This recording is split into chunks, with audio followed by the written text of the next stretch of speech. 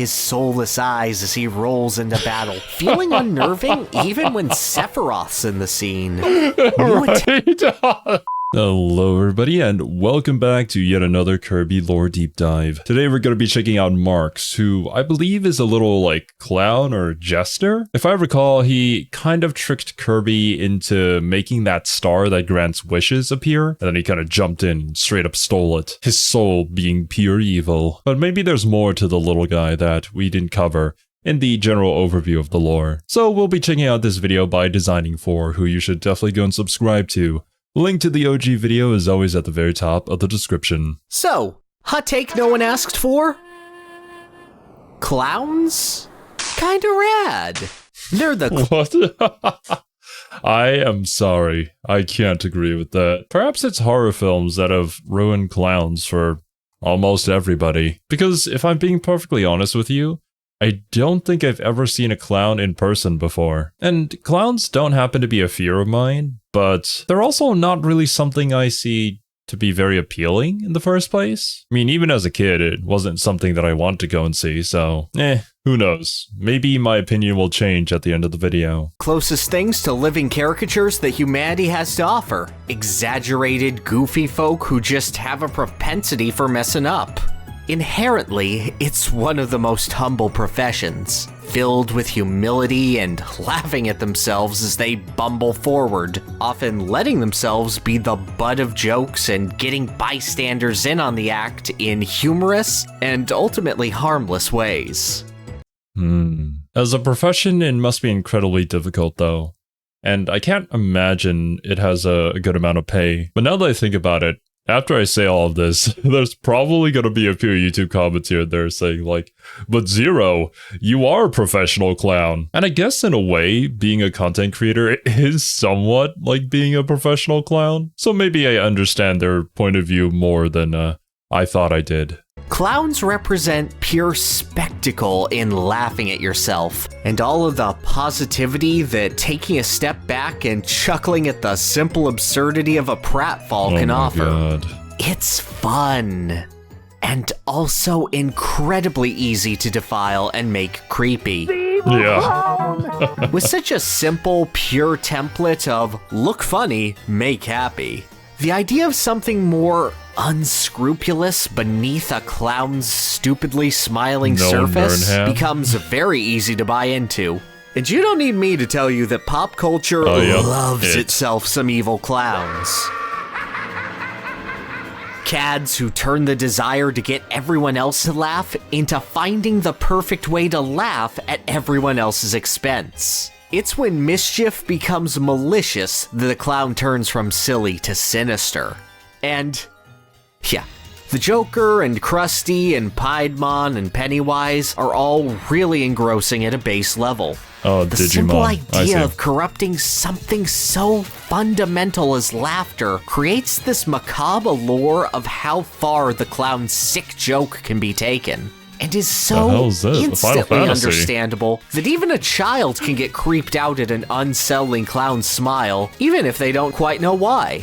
It's a simple, base desire to see something fun and then have it twisted into something as entertaining as it is frightening. And that's Marx, baby! I mean, we saw this in previous videos. Yeah, Designing For has a bias towards Marx. Now, don't get me wrong, I do enjoy myself a good villain. So I'm open to seeing what Marx's motivations are, whether they're a bit more complex than, you know, just being evil. First appearing in Kirby Superstar, this diabolical little jester has cemented himself as one of Kirby's all-time great nemeses. He's got an incredibly memorable design, some great sprite work and attacks, and that's about it, honestly. Marx only serves as the final boss of Superstar and its remake, and outside of a cameo here and a playable appearance in Star Allies there because it's Star Allies, I mean, of course he's in. They got my boy Wayu in there. He hasn't really done much. Besides... Not gonna lie, I have no idea who Wayu is. I don't think I've ever seen him mentioned before in any lore video. Beat Bandana D to Smash Brothers, I mean, that definitely counts for something.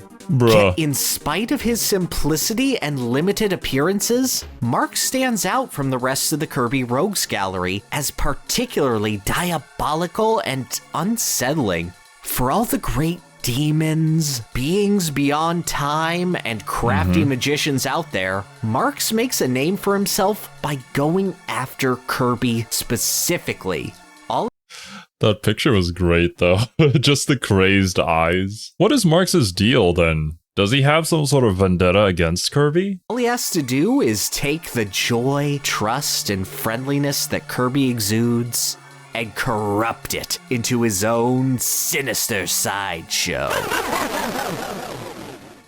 Despite being a final boss headliner, Marx has a pretty quaint role in his first appearance. He shows up in the prologue of the Milky Way Wishes mode, pointing out that the sun and the moon are fighting, and that Kirby should really do something about it. Telling Kirby of the dream fountains across the galaxy and the great wish-granting comet Nova, Marx sees Kirby off on the final adventure of Superstar, and then just kinda lets the little guy do his thing. Kirby goes around collecting deluxe copy abilities to give himself permanent power-ups, and Marx just chills and lets him do it. Hey, it's not the kind of powerful villain who is there to oppose our hero. It is the more conniving ones that you must watch out for. The ones that let even the hero do their work for them unknowingly. I can appreciate a villain like that. Why work harder when you can work smarter, am I right? Unfortunately, in a lot of media that I've consumed, I feel as if those type of villains usually fall flat because their motivations aren't very compelling. A lot of writers take this villain archetype and then they say, "Oh, what a twist!" but then end up failing to deliver on that "why did you do it this way" part. Hopefully Marx doesn't get trapped by this pitfall, but we'll see. Seemingly just in the game so that they could represent a Dreamlander without having to redraw a sprite for Rick or something. But when Kirby finally gathers the energy of all the dream fountains and summons Nova at the edge of the galaxy, Marx makes his move. He knocks Kirby out of the way, steals a wish to gain power over Popstar, transforms into an all-powerful...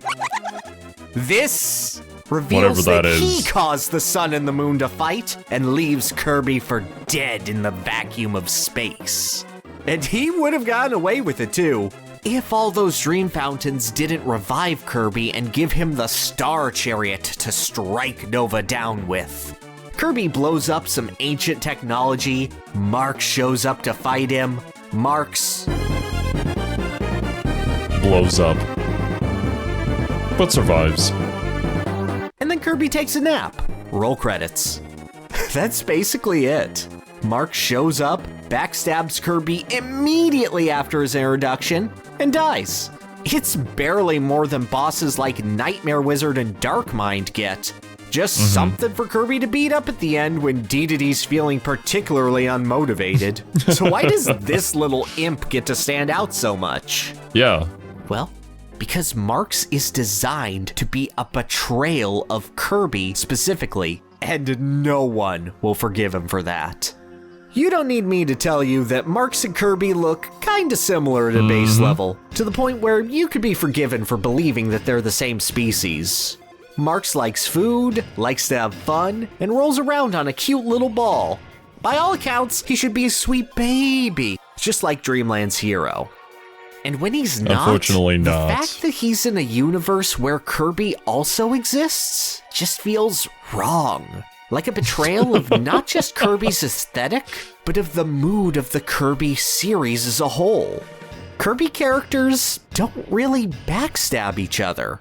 Sure, King Dedede doesn't tell Kirby about why he broke apart the Star Rod here, or neglects to mention the god of the underworld he had locked in his base. Kirby characters don't backstab each other. From what we have learned before, that does remain to be true, because even when we were facing off against King Dedede, he essentially challenged Kirby head on and fought him himself. Of course, maybe he tried to use some sort of methods in order to become as powerful as Kirby, but it was never to deceive Kirby. So yeah, that is the one defining trait for Marx. The outwardly cute appearance that is similar to pretty much everybody else in the setting. However, it hides a demon within. Actually, would you count Magalore as a betrayer? Because that time he did kind of trick Kirby into, was it Cerberus or something like that? In order to get the crown, and then he used the crown to gain ultimate power as well. But I suppose, even if they're similar, there's something different about Marx. Basement there, but no one really takes advantage of Kirby to do anything diabolical. Mostly they just work around him and hope he doesn't mess their plans up. Even future traders like Magalore would at least try to do things on their own before turning to Kirby, and even I see. Well, there's the difference. I guess all I had to do was just watch more of the video. and old Mags was overwhelmed by the power of the Master Crown, losing his sense of self in the process. Marx, though, he's introduced as Kirby's friend. He knows what Kirby can do. He uses Kirby to get the ultimate power he craves. And his endgame in all of this? Just to make all the mischief he wants. Marx desires power simply for the sake of it. And he is having the absolute time of his life when all... Now, here's the thing. If everybody in Dreamland is a certain way, how does Marx become the way that he is? What is this villain origin story? Was Marx just born evil? Does dark matter have something to do with this? All that strength is finally his. Marx laughs his head off when fighting Kirby, teleporting all over the place, shooting lasers out from his best PogChamp face, messing with someone he finally presumes is an inferior. Marx isn't some infinitely powerful being who Kirby just naturally stands in the way of. He chooses this fight with Kirby. He's a brat who wants to get the last laugh on the so-called hero of Popstar. He's a Kirby drunk off of power, basking in the horror of all he can do and abusing it to hurt others. He is a corruption of the infinite potential of Kirby, right down to his hat. A perfect reflection of Mirror Kirby's design and color scheme. I see. And that makes it so much fun. Hey, it's always nice to see the attention to detail when it comes to certain designs in video games. There is a ton of stuff like this in Elden Ring, and I'm glad to see it here in the Kirby series as well. Or another series that we're playing here on the channel, being Trails in the Sky, also has a massive amount of attention to detail, with like NPC characters having their own character arcs. They're just so inconsequential in the overall story of the game, and yet they still have this connecting dialogue that really enhances the experience by making the world feel so alive. Whenever you see any examples like this in a game that you're playing, personally, I get this sense of confirmation, reassurance. Reassurance is probably the best word here. That the developers behind the game cared enough to make these small and minor details connect with each other, even if most players, most casual players, will never ever realize that. Punches lights out. Despite the galactic stakes of the fight, beating up Marx is an oddly humble experience. Sure, he's got an arena mimicking the Nightmare Wizard's rapidly zooming star field, and one of the flashiest attacks in the series with his black hole that sends you to the pain dimension. But he's also one of the few Kirby final bosses not named Dedede that you fight without a magical weapon. The Love Sticks, super copy abilities, Star Rods, and Galaxias are left at home, in favor of just slugging it out, with Kirby having access to all of the regular copy abilities collected along with his Milky Way wishes. Kirby doesn't need any souped-up powers to take down Marx. What he has inherently is more than enough, fighting the Jester at the then peak of his flexible potential to teach him a lesson. And when he goes down, when all of his tricks and traps are avoided and thrown right back into his face, it feels good. It feels right. Yeah, how dare you betray Kirby like this? When I learned about it at first, I was like, bruh, what an ass. But yeah, like, Marx isn't this all-powerful being. He's just a regular guy who's trying to obtain unlimited power. So it makes sense that Kirby, being as powerful as he already is, doesn't really require any kind of magic sword to take him down. And then, just because Marx is a petty little brat, he comes right back. Kirby Superstar Ultra introduces the true arena. Refights against super forms of some of Superstar's most iconic bosses and Wham Bam Jewel. At the end of that long road, taking down Dedede at his most desperate and the greatest warrior in the galaxy in Galactonite, it's revealed that Marx, or at least his spirit, survived the... and defeated, weakened, mostly dead, Marx does what no other Kirby villain in their right mind would do. He decides to continue being an irredeemable little garbage boy and goes right back to kill Kirby. He's absorbed Nova's power to bring back his evil soul. This really is the last battle. Are you sure about that? To the bitter end, Marx is completely determined to get the last laugh. He opens the fight with his strongest attack, starting the bout with his desperation black hole, and then... That's really funny. I always wondered why people don't use their strongest attack first. Which is honestly a really good point. Ending a battle in one fell swoop is just way more efficient.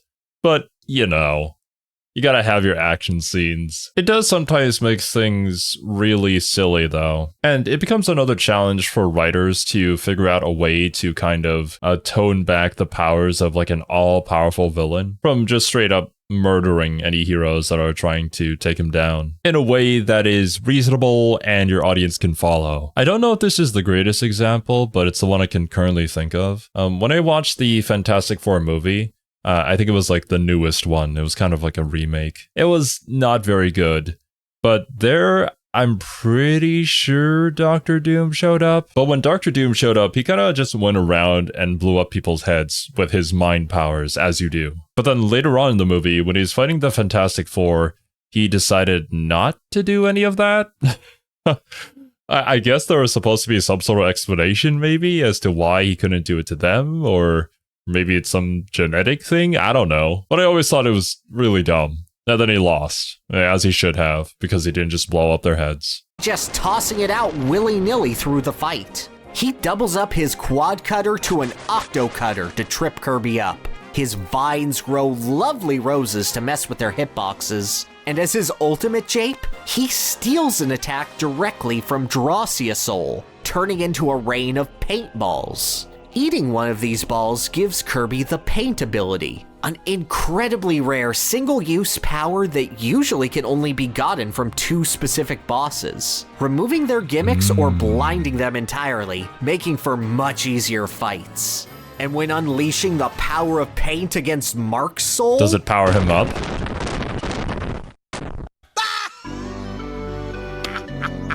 Good job wasting your power, idiot. Hope you don't die and have to fight all the way through the true arena again. Rip. Mark's soul isn't the hardest fight in Superstar Ultra, but being at the end of the hardest gauntlet in the game, tensions rising, doing everything he can to throw you off, he's certainly the most discomforting one. And you know there's nothing Marx would love to do more than knock Kirby all the way back to square one again, making that horrible, blood-curdling scream you get at the end all the more satisfying to hear. Oh, damn. And then happy music. The evil is vanquished. Thank goodness. Screw you, Marx. That's what separates Marx from the rest of the Kirby cast to me. No matter how many villains are overwhelmed by artifacts of infinite power, no matter how many tap into dark secrets to heal their heartbreak, no matter how many see the error of their ways and seek redemption, Marx is always going to be the exception to that rule. He's got that personal connection to Kirby that Dedede's got, mixed with the traitorous moves of Magolor and the presence of any number of flashy final showdowns, all combining to create a character who's as hard to forgive as he is to forget. Face. And later appearances lean in hard to his duplicitous nature. Getting 120 energy spheres in Kirby's Return to Dreamland reveals that somebody with knowledge of the Clockwork Stars and a grudge against the Pink Puffball told Magolor of Kirby, Marx being the obvious candidate. It's a vague theory, but hey, traitors beget traitors. Star Allies, the game itself, seems shocked that a final boss like Marx would help out Kirby. Pause screens assuring that, oh well, maybe he's evil, but he's fine as long as he's well fed. You know, like how you pacify Kirby? Doesn't stop him from being the only DLC Dream Friend to serve as a credits boss, of course. But no, he's good. You can trust that face. Super Smash Bros. Ultimate dials his creepiness up to 11. His soulless eyes as he rolls into battle, feeling unnerving even when Sephiroth's in the scene. Oh my god. Sephiroth of all people. One of the most famous gaming villains of all time. And then you just see this little shit behind him, staring at him menacingly. Attacks are added to the Jester's act, inflating his eyes just like a balloon to gargantuan size and unleashing a barrage of lasers, spreading his veins out like a plant's roots to entangle and burn foes, melting his own eyeballs into shadow before having them chase a player around. No matter who you... The only other time I've ever seen a character use their blood veins as a weapon was in JoJo Part 2. I forget exactly which Pillar Man did that, but it was a thing. You are or how you fight him, there's always the feeling that something ain't right with this boy. To the point where Marx actually had to be toned down from his original concept as to not up Ultimate's age rating on his own. Oh god. That's actually really interesting.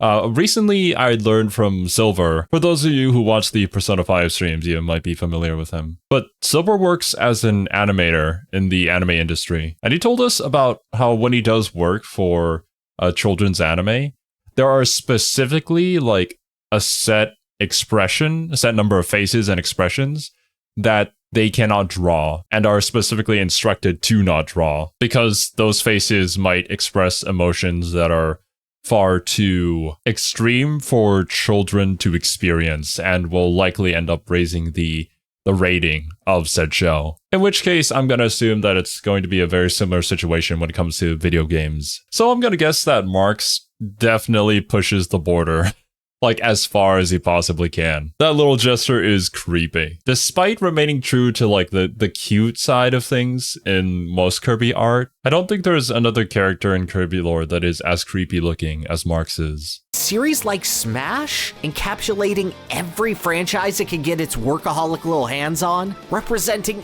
every tone and feeling it can possibly manage, it's Marx that gets the title of the creepy one. And really? Who else was going to challenge him?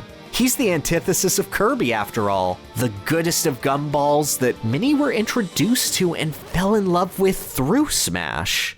What better way to make a statement than to take that feeling and laugh right in its face?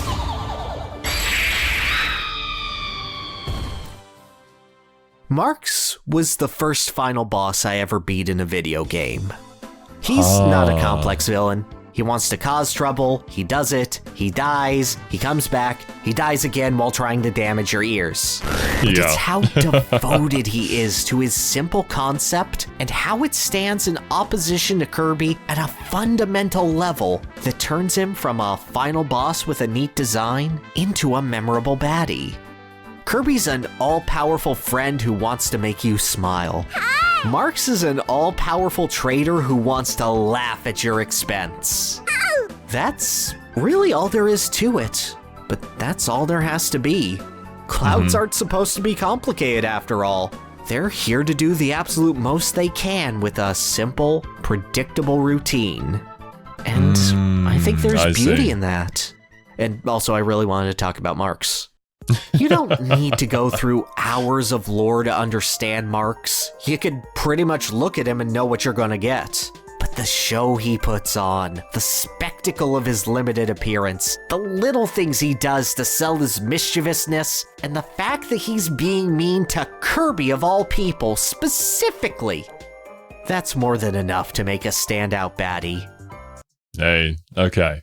I get you. I see what we're going for. And I can certainly agree with that. As I stated earlier, there are these pitfalls that these type of villains usually fall into, with their motivations not being very compelling. Here, however, it makes a whole lot of sense for one, the setting, and two, the character. And having a simple motivation doesn't necessarily mean that it's a bad one. Whenever it comes to like these more petty motivations, I always think of Dio from JoJo's. And he's like one of the most beloved villains in all of anime. If you have a character that just wants to be a little piece of shit towards your main character, then you really don't need to complicate things. Just make him the biggest little piece of shit ever.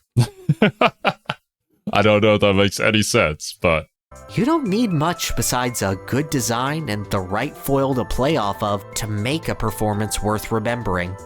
Take a step back, figure out the core of the character you want to twist, and put on your clown shoes. And you'll also figure out how to design for corruption.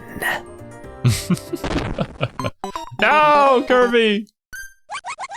I can see why people would love this character. For not being an all-powerful eldritch being, Marx is very capable at what he does, and has some of the pettiest reasons to just gain power or like see you mess up, because messing with you fills him with joy. His soul is truly evil. I don't know if we ever see anything to redeem him. I don't think that's the point of his character at all. His character is there for us to rejoice whenever we see him get his just desserts for all the stuff that he does to Kirby. But in a way, it's also these kind of characters that you just love to see return, because the fights against them may not be as impactful as, like, say, Void Termina, but these are memorable fights for you, the player. And now, knowing all this info about Marx, all I can say is the character designer was on point for this one. But yeah, that's gonna be it from me today, my dudes. Thank you guys so much for watching, hope you all enjoyed, and I'll catch you guys in the next one.